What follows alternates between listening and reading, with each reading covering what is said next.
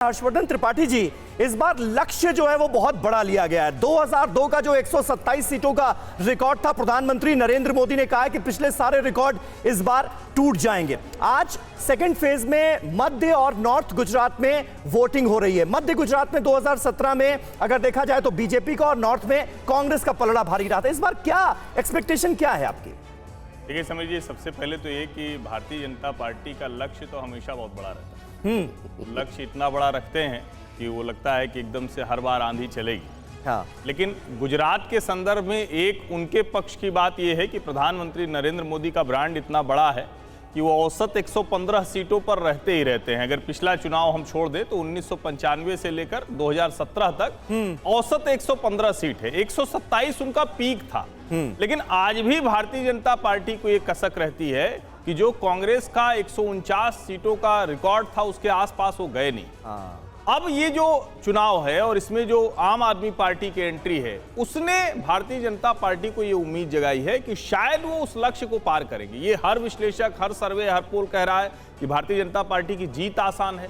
Record आप ये कह रहे हैं कि आम आदमी पार्टी की मौजूदगी बीजेपी का फायदा करा रही है इस चुनाव, निश्चित कांग्रेस पार्टी के वोट काटकर। और उसके पीछे बड़ी वजह है। ऐसा नहीं है कि कांग्रेस पार्टी वहां कोई बहुत कमजोर है। मैं बार बार कहता हूं कि देश का सबसे मजबूत कैडर कांग्रेस का कहीं है तो गुजरात राज्य में है। ये मैं बार बार कहता हूं। लेकिन गुजरात का जो नेतृत्व है और जो देश का कांग्रेस का नेतृत्व है, वो शायद इसको समझते नहीं। वो सोचते हैं कि एक समय आएगा जब भाजपा और मोदी धूमिल पड़ेंगे और हम सत्ता में आ जाएंगे। ऐसे राजनीति नहीं होती। वो समय चला गया कि 5 साल बाद जनता बदल देती है। लेकिन यहां अरविंद केजरीवाल ने इस मौके को समझा कि थोड़ा चीखेंगे, थोड़ा चिल्लाएंगे, थोड़ा आरोप लगाएंगे, जो उनकी शैली। लेकिन जब ये बात कही जाती है कि कुछ पार्टियां जो हैं वो वोट काटती हैं एक जगह और दूसरी जगह फायदा पहुंचाती हैं, 60 पार्टियां हैं कुल मिलाकर जो इस दौरान चुनाव में हैं।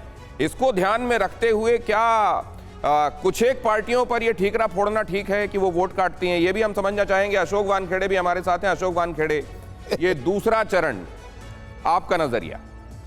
देखिए, दूसरा चरण वैसा देखा जाए तो दो बड़ा क्लियर कट है। जो मध्य गुजरात है वो बीजेपी का गढ़ है, और उत्तर गुजरात में जितनी सीटें हैं, यदि मध्य गुजरात की आप बड़ौदा और अहमदाबाद जोड़ दे तो बराबर हो जाती है।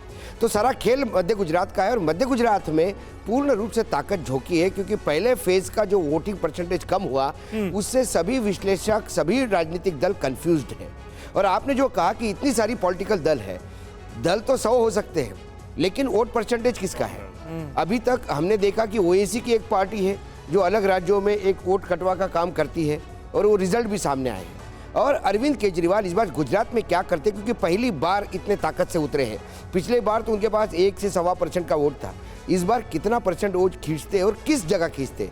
यदि वो शहरों में खेल करते हैं तो बीजेपी को नुकसान होगा। यदि वो ग्रामीण क्षेत्र में जाते हैं तो वो यकीनन कांग्रेस को नुकसान करेगा। अब ये तो इस बार के नतीजे आने के बाद पता पड़ेगा कौन किसको नुकसान करता है। लेकिन अरविंद केजरीवाल के जाने से, आम आदमी पार्टी के जाने से बीजेपी भी खुश नहीं है। जैसा लगता है कि बीजेपी बिल्कुल अस्वस्थ है, बीजेपी भी बहुत कॉशियस है।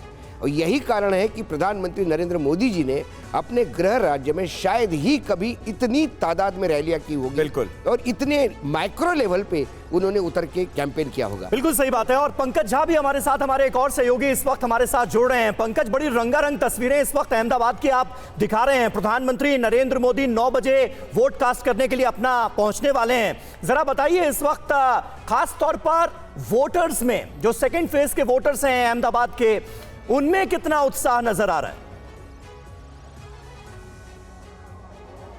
देखिए, मैं एक बात बताऊं आपको कि मैं जिधर भी, ये जो पूरा इलाका है, पीछे वो रानीप का बूथ है जहां वो वोट डालने जाएंगे, और सड़क के दोनों तरफ अगर आप देखें तो अभी से लोगों की लंबी कतारें लग गई है। और एक बात गौर करने वाली देखेंगे, आप देखेंगे झुंड में हर तरफ, सड़क के दोनों तरफ मोदी की पोस्टर, बैनर लेकर के मोदी के नारे लगाने वाले। और मुझे याद है 2017 के विधानसभा चुनाव में भी था, 2019 में भी था। देखिए, मोदी के नारे लगने शुरू हो जाते हैं। हालांकि मोदी को 8:30 बजे के बाद आना है। आप एक बात बताइए, आप तो बहुत पुराने कार्यकर्ता होंगे, आप क्या लग रहा है इस बार आप लोग जो मोदी के लिए कब से इंतजार कर रहे हैं?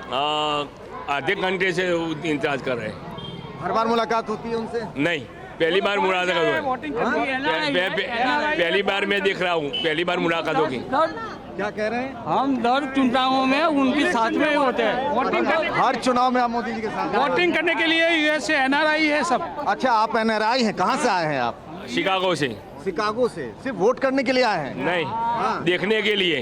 देखने के लिए। अब देखिए ये बड़ी बात है। क्या नाम हुआ आपका?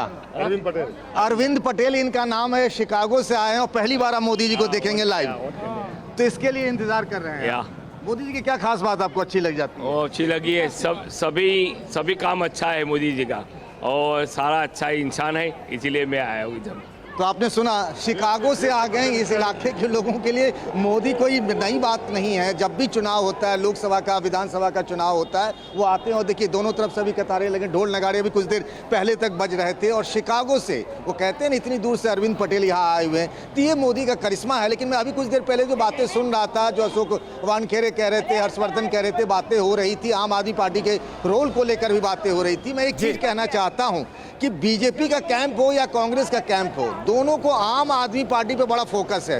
आम आदमी पार्टी पर दोनों का फोकस है, और दोनों ही ये खारिज करते हैं कि आम आदमी पार्टी कोई सिग्निफिकेंट प्लेयर है।